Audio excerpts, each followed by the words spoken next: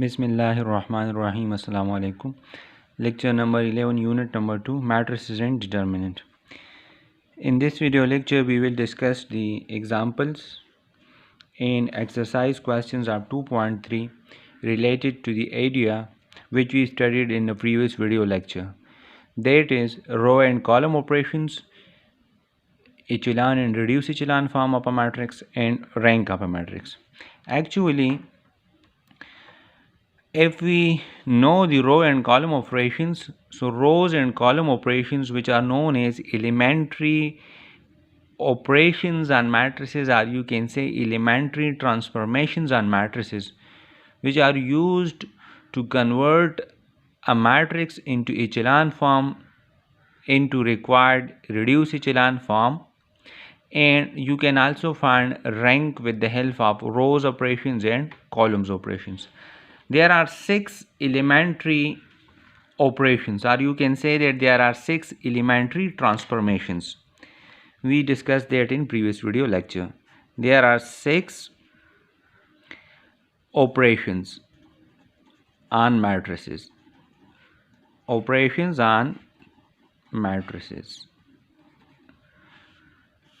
which are called elementary operations or transformations on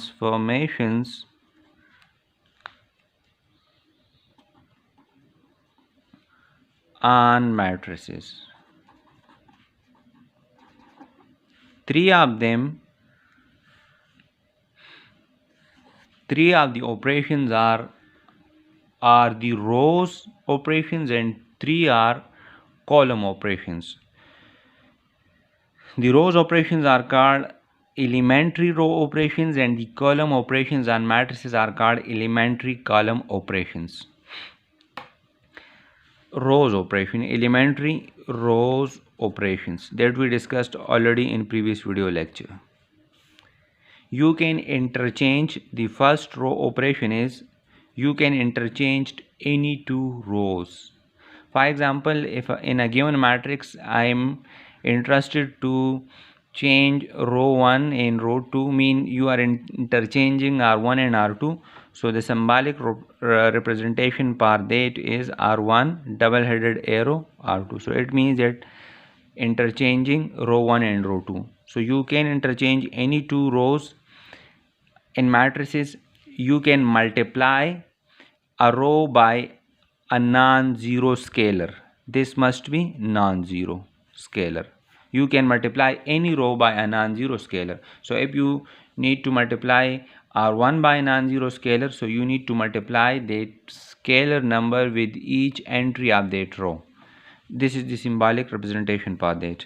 The third row operation is you can add addition of any multiple of one row to another row. Mean if you have a multiple of, let's say, row 1, so this row can be added to any other row in the given matrix. So this is the symbolic representation for that. So these are the 3 rows operation. If I replace row by just a column, so you can interchange 2 column, you can multiply as non-zero scalar with any column, and you can add a constant multiple of one column to another column. So these are the 3 columns operations. So they are total 6 operations. These 6 operations are used to convert a given matrix into echelon form, into reduced echelon form, and to find out the rank of a matrix. So one can say that the row operations and column operations are actually provides help while converting a given matrix into echelon and reduced echelon form of a echelon form, and you can find out also rank with the help of the rows operations. Now a matrix is said to be in echelon form if it satisfies 2 conditions. Echelon form.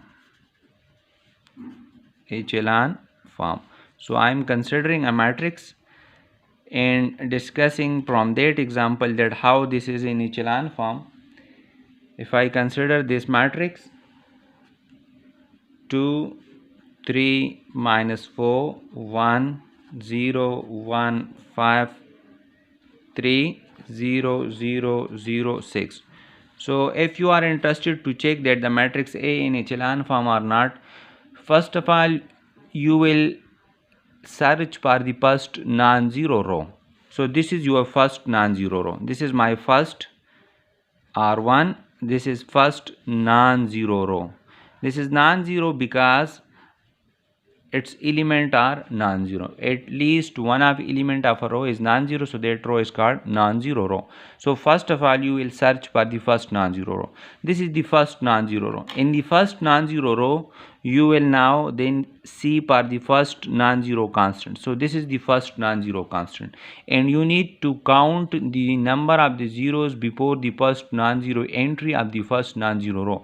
So you see that before the first non-zero entry in the first non-zero row there are zero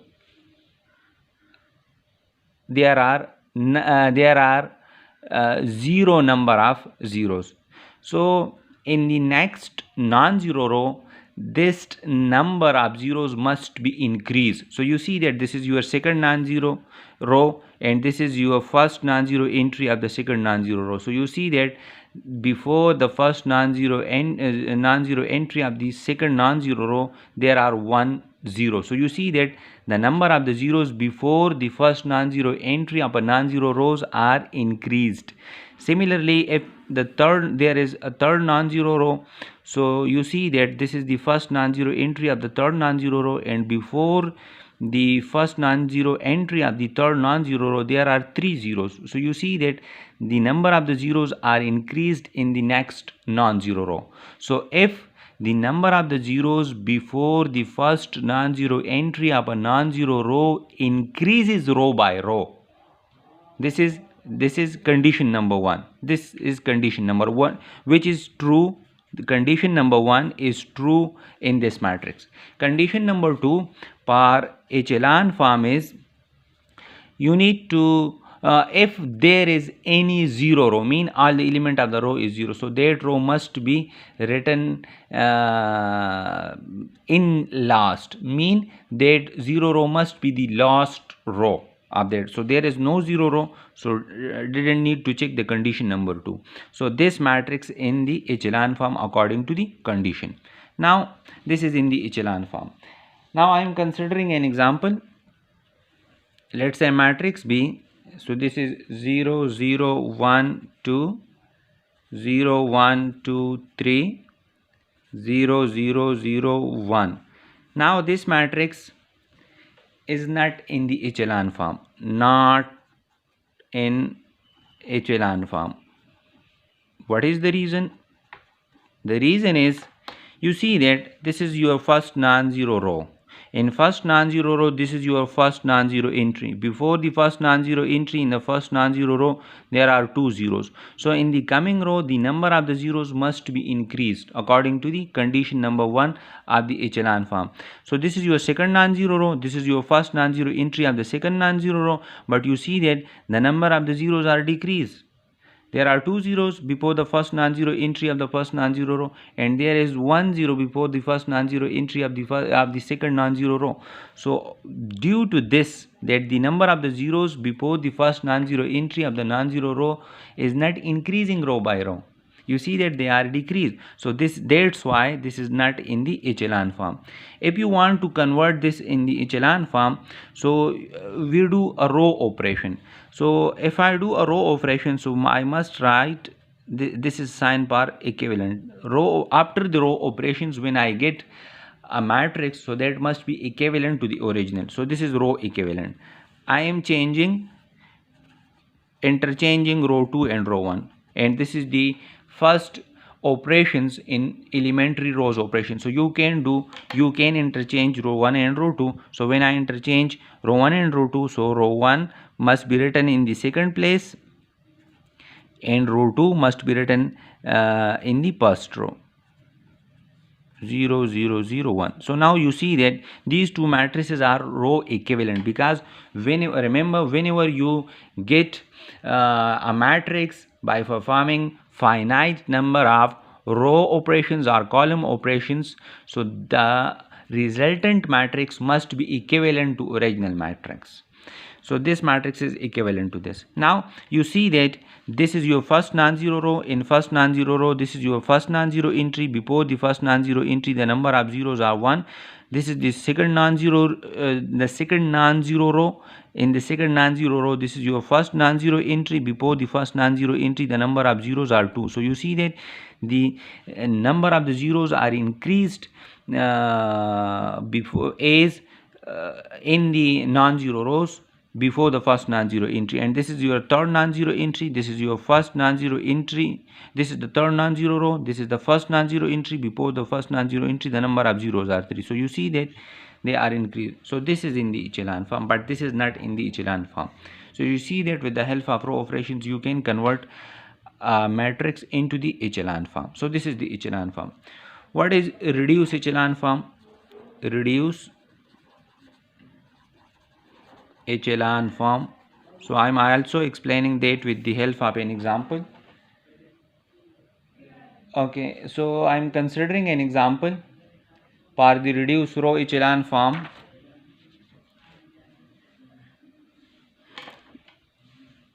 This is 0 1 0 2 0 0 1 3 0 0 0 0.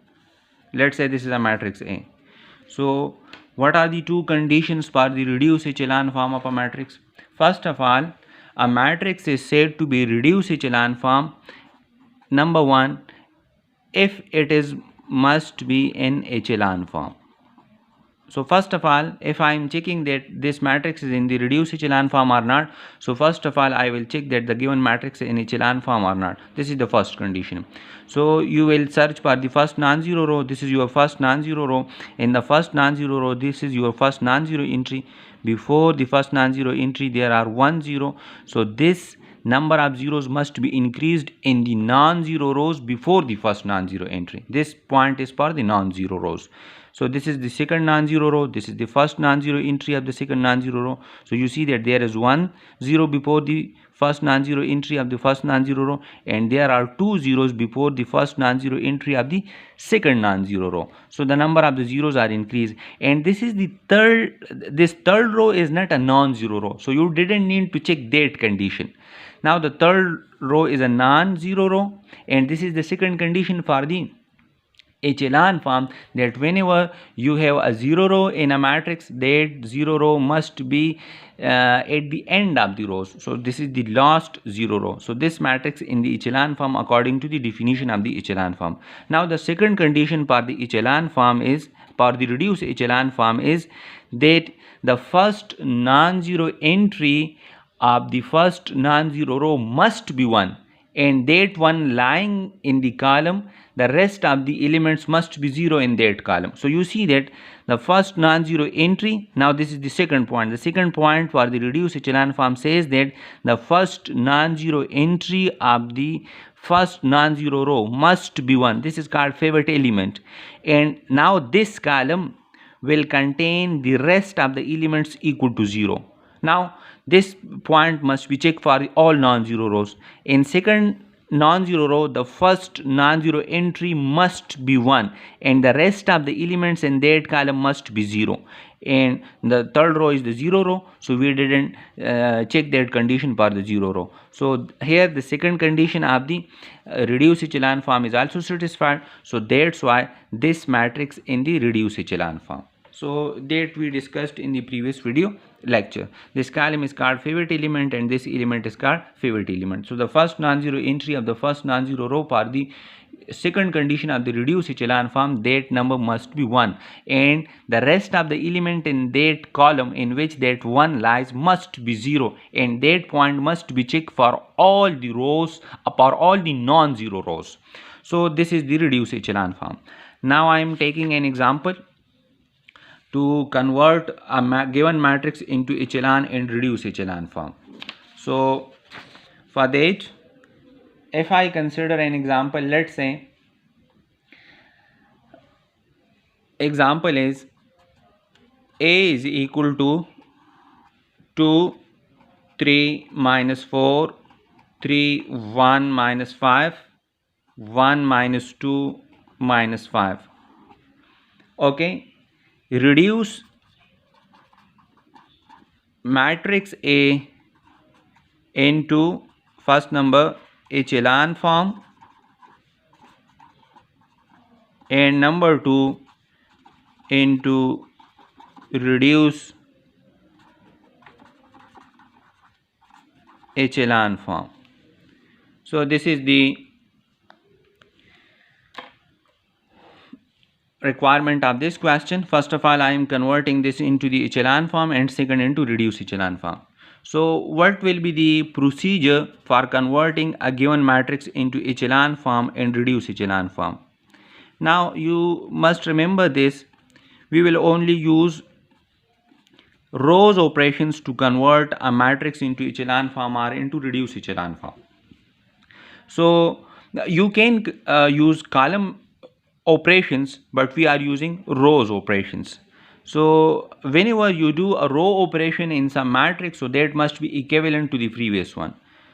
So first of all, remember this point, the row in which the first non-zero entry is 1, so that row must be shift to row number 1. This is the first point you must keep in mind. So whenever a row has first non-zero entry equal to 1, so that row must be shift to row number 1. So you see that row 3 has first non-zero entry equal to 1. So that's why I am interchanging row 1 and row 3. So I will get a matrix, the row 1, the row operation here, row 1 interchanging row 3. So row 3 will be written in row number 1 and row number 1 will be written in row number 3. Now this is your first non-zero row. In this first non-zero row, the first non-zero entry is this, and before the first non-zero entry the number of zeros are 0. So for the second non-zero row, it is necessary that we first before the first non-zero row there are at least 1 0.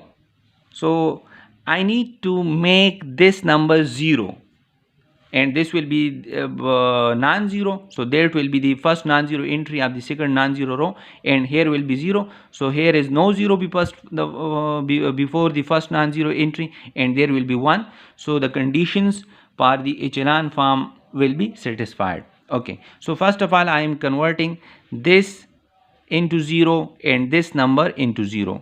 So row equivalent. Now I am doing the row operations. If I multiply row 1 by R3, row 1 by 3 and subtract R2 from 3R1, you can do. This is the third row operation. So you see that this must be 3 minus 3 times 1. Here must be a 1 minus 3 times minus 2, and here I am writing it here, that minus 1 minus 3 times minus 5. You see I am multiplying 3 with the first row, and R3 minus 2R1. So you see this is 2 minus 2R1. Here in the second a 3 2 place, here you must write R3 minus 2R1, and here you must write R3 minus 2R1. So you see that row equivalent, these two operations are performed here. 1 minus 2 minus 5, from here you will get 0. this is equal to 7, this is equal to 14, this will be 0, this is equal to 7, and this is equal to minus plus 6. Okay, so by doing row operation R2 minus 3R1 and R3 minus 2R1, we get this matrix. This must be row equivalent to this as well as to this. Okay, now the next step is, you see that this is your first non-zero row. In this first non-zero row, this is your first non-zero entry. Before the first non-zero entry, the number of zeros are 0. This is the second non-zero row. This is the first non-zero entry. So before the first non-zero entry, there is 1 row. So you see that zeros before the first non-zero entry of the non-zero rows are increasing row by row. But here is also 1 0 before the non-zero entry. So I need to make this one is also 0. This one is also 0. So row equivalent 1 minus 2 5, okay, 0 7 14. So I am subtracting R3 minus R2. So 0 minus 0 you will get 0, 7 minus 7 you will get 0, 6 minus 14 you will get minus 8. So you see that this matrix is now in the echelon form, because this is the first non-zero entry. Before the first non-zero in the first non-zero entry, in the first non-zero row, this is your first non-zero row. In first non-zero row, the first non-zero entry is this. Before the first non-zero entry, there are no zeros. This is your second non-zero row. This is your first non-zero entry of the second non-zero row. Before the non-zero entry of the second non-zero, there is 1 0. And this is your third non-zero row, and this is your first non-zero entry of the third non-zero row, and before that there are 2 zeros. So you see that the number of the zeros before the first non-zero entry of a non-zero row is increasing row by row, and there is no 0 row. So that's why we didn't discuss that point.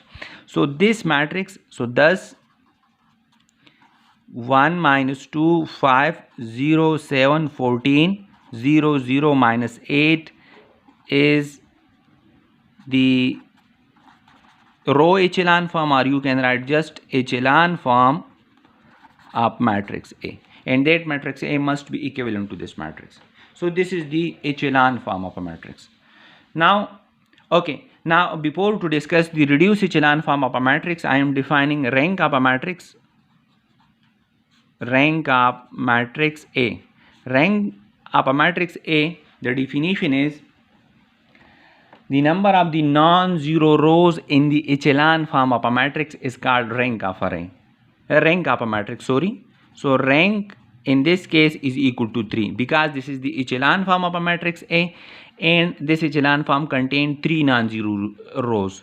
Non-zero row mean at least one of their element must be non-zero. So rank of this is equal to 3. So this is the way to find out the rank. For finding a rank of a matrix, you need to convert a matrix into echelon form, and then you need to count out the number of the non-zero rows in the echelon form. So here this is the echelon form of a matrix A.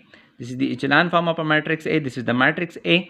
And here there are 3 number of non-zero rows, so that's why the rank of a matrix A is equal to 3.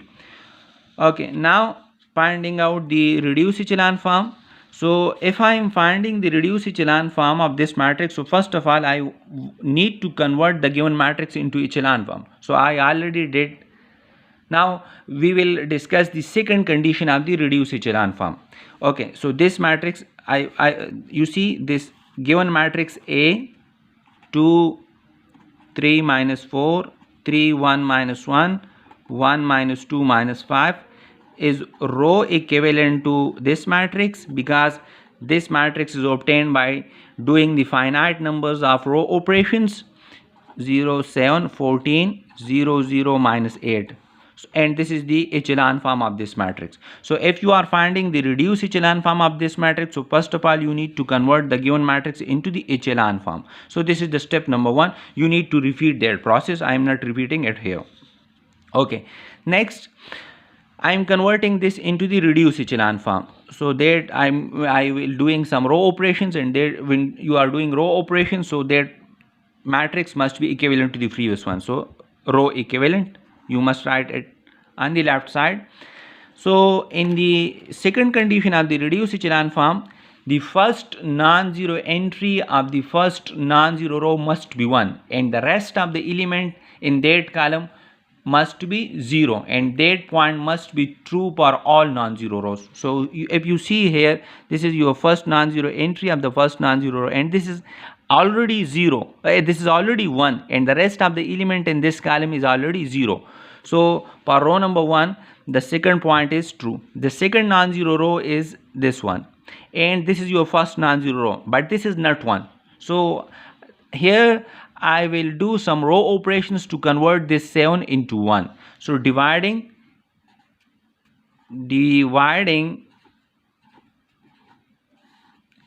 row 2 by 7 mean you are multiplying 1 by 7 to row number 2. So that must be 0, that must be 1, that must be equal to 2. Now this is your first non-zero entry of the first non-zero row. Now this is 1, but according to the second condition, the rest of the element must be 0. This element is 0 in this column, in which the first non-zero row, in which the first non-zero entry is 1. This is 0, but this is not 0. So the next point is to make this number equal to 0. So row equivalent, I need to multiply, the row operations must be, I need to multiply R1 plus 2R2. So multiply 2 with this and add with this. So 0 multiplied by 2, 0, 1 plus 0, you will get 1. Now multiply 2 with this. So this become 2. So minus 2 plus 2, you will get 0. And multiply 2 with this. So 4, 5 plus 4, you will get 9. So you see that this is the second non-zero row. In this second non-zero row, this is your first non-zero entry, which is 1, and the rest of the elements are 0. Now the next point is to convert this number into 1, because this is the third non-zero entry. So according to the second condition of the reduced echelon form, the first non-zero entry of the non-zero row must be 1. So I am dividing this matrix, the row number 3 by minus 8, or you are multiplying minus 1 by 8 into row number 3. So that will become 1 minus 1 by 8 multiplied by row 3. But now I need to make the rest of the elements in the columns must be 0. So the next step is to make this 2 equal to 0 and this 9 equal to 0. So for that I am doing, I will multiply R2 minus 2R3 and R1 minus 9R3. So when you do this, you will get, you multiply 2 with this, so that will be 0, 0 minus 0, you will get 0, multiply 2 with this, so that will become 0, 1 minus 0, you will get 1, multiply 2 with this, so 2 minus 2 or 2 minus 2 or 3, you must multiply 2 with this and then subtract 2 from that 2, so you will get 0. And similarly, now multiply R3 with 9, 9 multiplied by 0, 0, 1 minus 0, you will get 1. 9 multiplied by 0, you will get 0, 0 multiplied by 0, you will get 0. And 9 multiplied by 1, you will get 9, 9 minus 9, you will get 0. So you see that this is the third non-zero, this is the third non-zero row in which the first non-zero entry is 1 and the rest of the elements in that column is also 1. So this is the reduced echelon form of a matrix. So thus 1 0 0 0 1 0 0 0 1. So this is the is in the reduced row echelon form of A. So this is the required reduced echelon form of a matrix, and this is the procedure which will be used to convert a given matrix into echelon form, into reduced echelon form. And when you convert a matrix into echelon form, so the number of the non-zero rows in that echelon form is called rank. So you can do the exercise questions. Question number 1, you need to convert this in the echelon form, this matrix into reduced echelon form, this is reduced echelon form. And question number 3 and question number 4, here you are finding the rank. So rank means you need to convert it into the reduced echelon form, echelon form, and then count the number of the non-zero rows. Question number 2, which is about the inverse of a given matrix. So we already discussed that we can use adjoint method for finding the inverse of a matrix, but here we can use another method to find out the inverse of a matrix, and that method will be done by doing some row operation. So actually converting a matrix into echelon form, into reduced echelon form, finding out a rank, and you can also find out inverse of a matrix by using row operation. So these are the applications of row and column operation. So in next video lecture we will find out the inverse of a matrix by doing row operation. We already discussed the inverse of a matrix by adjoint method. Now in coming video lecture we will discuss the inverse of a matrix by doing row, or you can also do column operations, but we will do row operations. Thank you.